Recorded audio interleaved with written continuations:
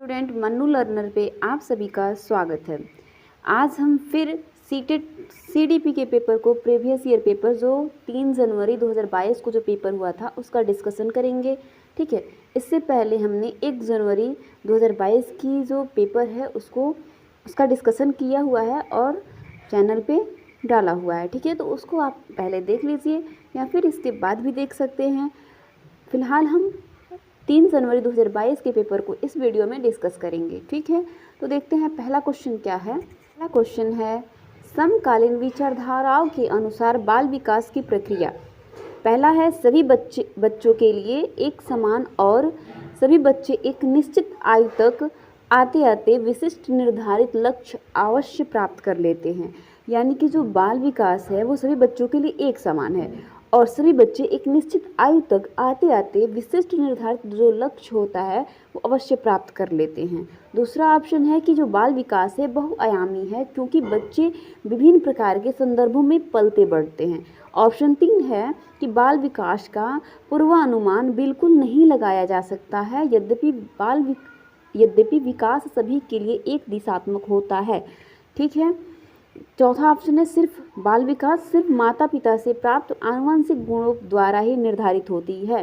देखिए, तो इसमें से कौन सा जो ऑप्शन है वो सही है। ठीक, तो समकालीन विचारधाराओं के अनुसार जो बाल विकास है वह बहुआयामी होता है। ठीक है, क्योंकि बच्चे विभिन्न प्रकार के संदर्भों में पलते बढ़ते हैं। ठीक है, बच्चों का जो विकास होता है वो अनेक संदर्भों में होता है। ठीक है, उनका शारीरिक विकास, संज्ञानात्मक विकास, भावात्मक विकास सभी होता है। यानी कि बाल विकास जो होता है वो क्वेश्चन 2 की बात करेंगे हम। विकास डैश डैश डैश सिद्धांत बताता है कि गामक कौशलों का विकास शरीर के मध्य से आरंभ होकर शरीर के सिरों की ओर जाता है। यानी कि क्वेश्चन ये कह रहा है विकास का कौन सा सिद्धांत ये बताता है कि जो गामक कौशलों का जो विकास है शरीर के मध्य से होकर शरीर के सिरों की तरफ जाता है या शरीर के बाहर जाता है, यानी केंद्र से होकर बाहर की तरफ जाता है। कौन सा सिद्धांत ये बताता है? तो हमने बताया हुआ था कि जो विकास के सिद्धांत में जो दिशा का सिद्धांत होता है वो 2 टाइप का होता है। एक होता है प्रॉक्सिमोडिस्टल और एक होता है सिफेलोकाउडल। ठीक है, जो सिफेलोकाउडल होता है वो सर से पैर की तरफ विकास होता है।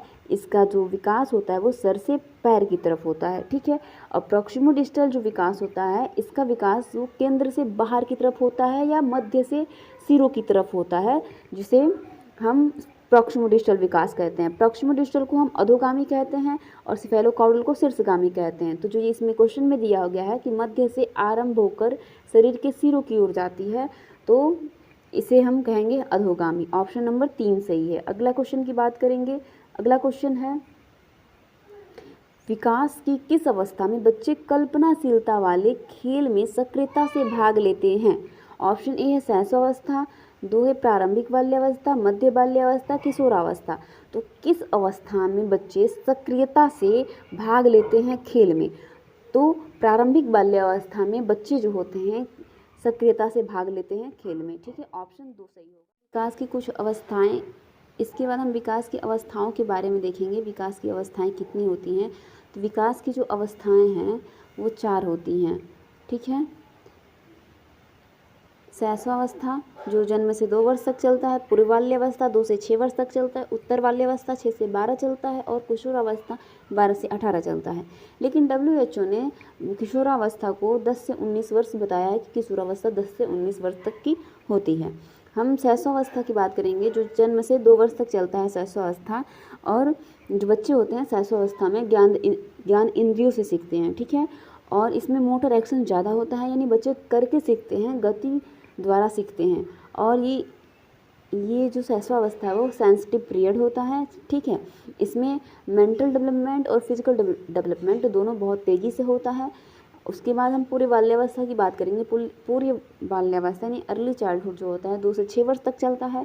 इसे टॉय एज भी कहते हैं, प्ले एज भी कहते हैं। प्ले एज इसको एरिक एरिक्सन ने प्ले एज इसे कहा है। ठीक है, इसमें लैंग्वेज का विकास बहुत तेज़ी से होता है, यानी भाषा का विकास बहुत तेज़ी से होता है। बच्चे इसमें नकल करके सीखते हैं पूरी बाल्यावस्था में, और सोशल डेवलपमेंट और फिजिकल डेवलपमेंट भी इसमें बहुत तेज़ी से होता है पूरी बाल्यावस्था में। ठीक है, उसके बाद उसके बाद उत्तर बाल्यावस्था की बात करेंगे। उत्तर बाल्यावस्था 6 से 12 तक चलता है, ठीक है। इसे टोली अवस्था भी कहते हैं, गैंग एज भी कहते हैं उत्तर बाल्यावस्था को, ठीक। एलिमेंट्री स्कूल एज भी कहते हैं, ये बहुत पूछा जाता है, एलिमेंट्री स्कूल एज किसे कहते हैं, तो उत्तर बाल्यावस्था को कहते हैं। इसमें बच्चे अधिक समय तक फ्रेंडशिप रखते हैं, ठीक है। और इसमें एक चीज़ इंपॉर्टेंट है, फिजिकल डेवलपमेंट इसमें बहुत स्लो होता है, ठीक। और ये भी इंपॉर्टेंट है, मिथ्या परिपक्वता यानी सुसुप्ता की अवस्था भी कहते हैं। इतना हो गया। इसके बाद हम किशोरावस्था की बात करेंगे। किशोरावस्था इसको परिवर्तन का काल या संक्रमण काल भी कहते हैं किशोरावस्था को। स्वर्णिम काल यानी गोल्डन एज भी कहते हैं किशोरावस्था को। तनाव और तूफान की अवस्था भी कहते हैं किशोरावस्था को। तनाव और तूफान की अवस्था स्टेनले हॉल ने दिया, ठीक है। इसमें किशोरावस्था में इमोशन की कमी होती है, ठीक है। और जब बच्चा किशोरावस्था में आता है तो वह ये सोचता है कि मैं कौन हूँ, खुद को पता करता है कि मैं कौन हूँ, ठीक है। और इसको स्प्रिंग सीजन भी कहते हैं, किशोरावस्था को स्प्रिंग सीजन भी कहते हैं, वसंत ऋतु भी कहते हैं। समझ आ गया इतना। अगले क्वेश्चन की हम बात करेंगे। अगला क्वेश्चन 4 नंबर जो क्वेश्चन, समाजीकरण की द्वितीय संस्था है परिवार, मीडिया, धार्मिक संस्थाएं, विद्यालय, ठीक है। देखिए, प्राथमिक संस्था हमेशा परिवार होती है। बच्चे की समाजीकरण के लिए, सोशलाइजेशन के लिए हमेशा प्राथमिक जो संस्था होती है वो परिवार होती है, प्राथमिक। और द्वितीय में विद्यालय आता है, ठीक है। द्वितीय में मीडिया भी आ जाता है और धार्मिक संस्थाएं भी आती है। तो कभी भी परिवार द्वितीय नहीं होगा, परिवार हमेशा फर्स्ट पे रहेगा। तो आप इसको हटा देंगे, पहले ही ऑप्शन नंबर ए को हटा देंगे, ठीक है। तो ऑप्शन नंबर ए नहीं होगा, ठीक। विद्यालय भी द्वितीय होगा, धार्मिक संस्थाएं भी द्वितीय होगा और मीडिया भी द्वितीय होगा। तो ऑप्शन देख लेते हैं इसमें से। ऑप्शन इसमें तो कोई भी 2, 3, 4 नहीं है ऑप्शन में। देखिए, इस क्वेश्चन के लिए आयोग ने भी सभी को सेम नंबर दिए गए हैं, ठीक है। इसमें जो ऑप्शन होगा वो 2, 3 और 4 होगा, ठीक। अगले क्वेश्चन की हम बात करेंगे। अगला क्वेश्चन है, रुचि को 3 पेंसिल दिखाई जाती है, वह देखती है कि पेंसिल ख से बड़ी है और पेंसिल ख ग से बड़ी है। रुचि यह निष्कर्ष निकालती है कि क ग से बड़ी है, ठीक है। यानी कि क जो बड़ी है वो ख से बड़ी है, ठीक। और पेंसिल ख ग से बड़ी है। रुचि ये निष्कर्ष निकालती है, ठीक है। अब ये रुचि कहती है जो क है वो ग से बड़ा है, ठीक है। तो जीन पियाजे की किस संज्ञानात्मक विकास की विशेषता को यह दर्शाता है, ठीक है। अब देखिए, ऑप्शन में है क्रमबद्धता। क्रमबद्धता में बच्चों को छोटे से बड़ों के क्रम में लगाया जाता है, ठीक है। संरक्षण में ये होता है कि कोई बच्चों को फिगर बना दिया जाए, ठीक है। मान लीजिए कोई आकृति हमने बना दिया, ठीक है। बच्चों को यह पता है कि हमने एक गोले से इसके चारों तरफ एक आकृति बनाई है, इसी को हम कहते हैं संरक्षण, ठीक है। बच्चा जब यह नहीं समझ पाता है कि हम इस गोले से हम इस फिगर को बनाए हैं, तो उसमें कहते हैं संरक्षण का अभाव है, ठीक है। लेकिन जब बच्चा समझ जाता है कि हाँ, इस गोले से हमने एक फिगर बनाई है, तो इसे कहते हैं संरक्षण, ठीक है। अब इस क्वेश्चन के अनुसार ऑप्शन जो होगा वो थर्ड सही होगा, ठीक है। क्योंकि रुचि ने अनुमान लगाया है, तो सकारात्मक अनुमान लगाया है कि जो क है ख से बड़ा है और ख ग से बड़ा है, इस प्रकार क जो होगा वो ग से बड़ा होगा, ठीक है। अगले क्वेश्चन की हम बात करेंगे। अगला क्वेश्चन है कि जीन पियाजे के संज्ञानात्मक विकास के सिद्धांत के अनुसार मूर्त संक्रियात्मक चरण में बालक निम्न में से क्या कर पाने के योग्य होता है, ठीक है। जीन पियाजे की 4 स्टेज हैं। जीन पियाजे की 4 स्टेज हैं। सेंसरी मोटर स्टेज पहला होता है, सेंसरी मोटर स्टेज। दूसरा होता है प्री ऑपरेशनल स्टेज और कंक्रीट ऑपरेशनल स्टेज। और चौथा होता है फॉर्मल ऑपरेशनल स्टेज, ठीक है।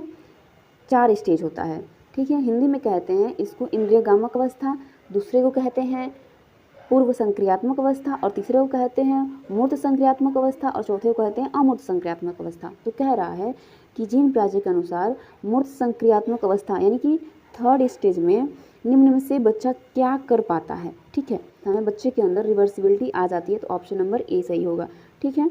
अगले क्वेश्चन की हम बात करेंगे। अगला क्वेश्चन है 7वां नंबर क्वेश्चन है, निम्न में से कौन सा चरण लॉरेंस कोहल वर्ग द्वारा दिए गए नैतिक विकास के सिद्धांत में शामिल नहीं है, ठीक है। फिर जाकर उसको देख लीजिए। जीन पियाजे का भी वीडियो है, कोहल वर्ग का भी वीडियो है, उसको आप पहले देख लीजिए और उस वीडियो को हम इस वीडियो के डिस्क्रिप्शन में भी दे देंगे लिंक। अपारंपरिक चरण, ठीक है।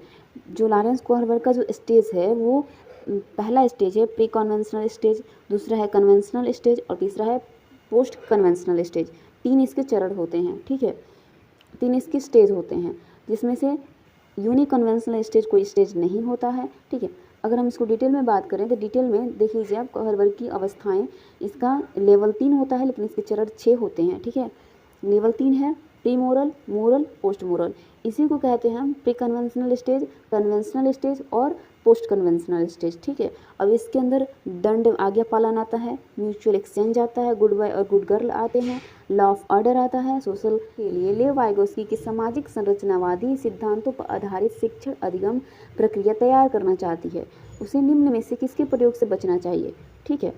तो देखिए, आधारित शिक्षण अधिगम की अभिकल्पना जरूर करना चाहिए, विद्यार्थी के अधिगम प्रयासों का गहन अवलोकन करके ही बनाना चाहिए, ठीक है। और चौथा, आवश्यकता के अनुसार पाठ का प्रयोग करना चाहिए। पाठ का मतलब स्कैफोल्डिंग, पहले न्यू तैयार किया जाता है बच्चों का, ठीक है, उसके बाद बच्चे अपने आप सीख जाते हैं, ये होता है। तो ऑप्शन 3 नहीं करना चाहिए टीचर को, ठीक है, तो ऑप्शन 3 इसमें सही होगा।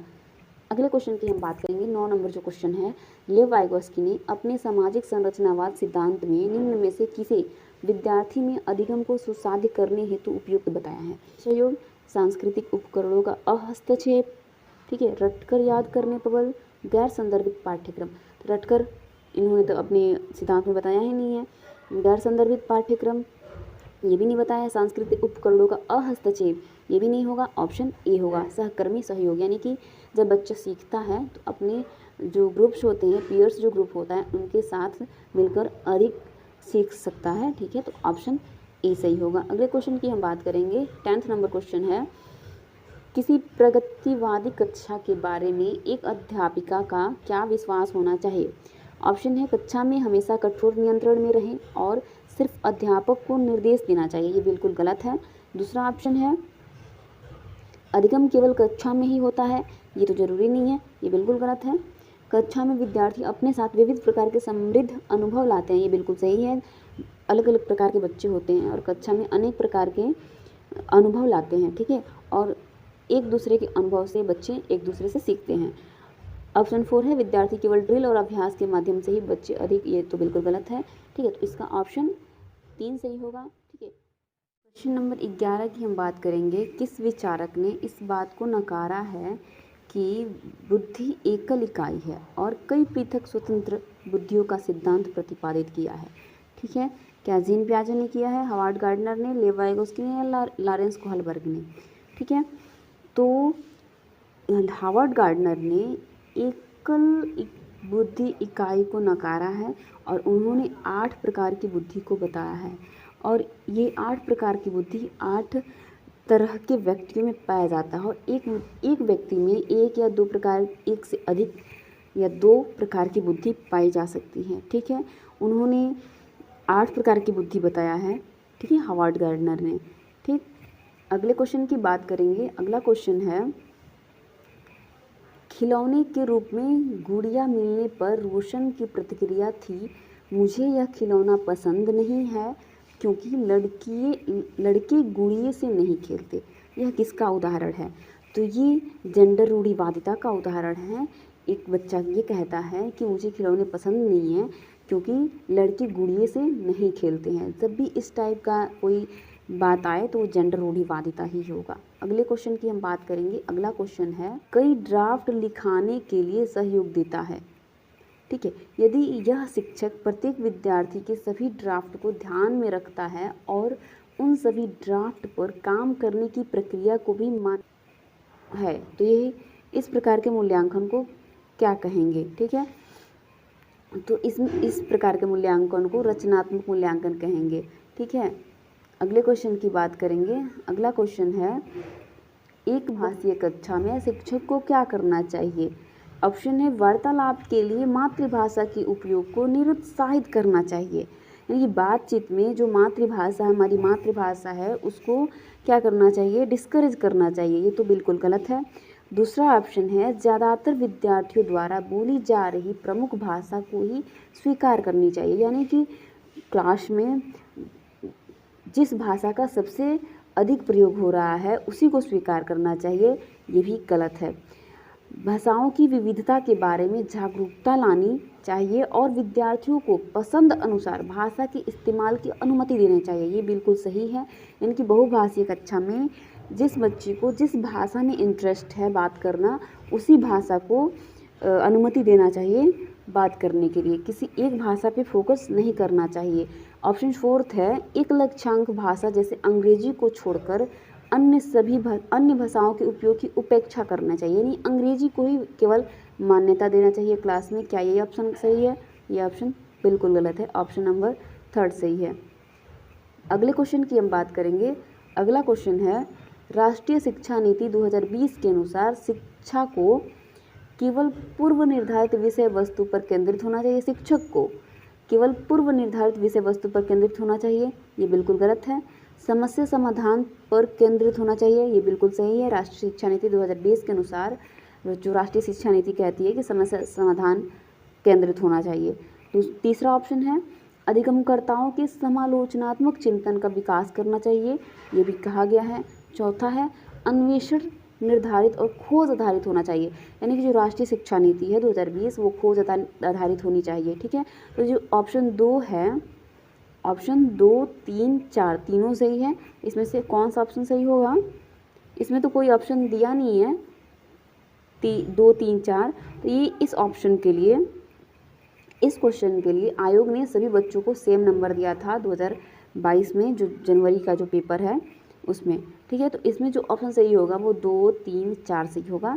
ठीक है, अगले हम क्वेश्चन, ये रही हमारे 15 क्वेश्चन। इस वीडियो में हमने 15 क्वेश्चन का डिस्कशन किया है। बताइए आपके कितने क्वेश्चन सही हुए हैं, कमेंट बॉक्स में ज़रूर बताइए। और अगली वीडियो में हम अगला 15 क्वेश्चन की बात करेंगे, डिस्कशन करेंगे। Thanks for watching.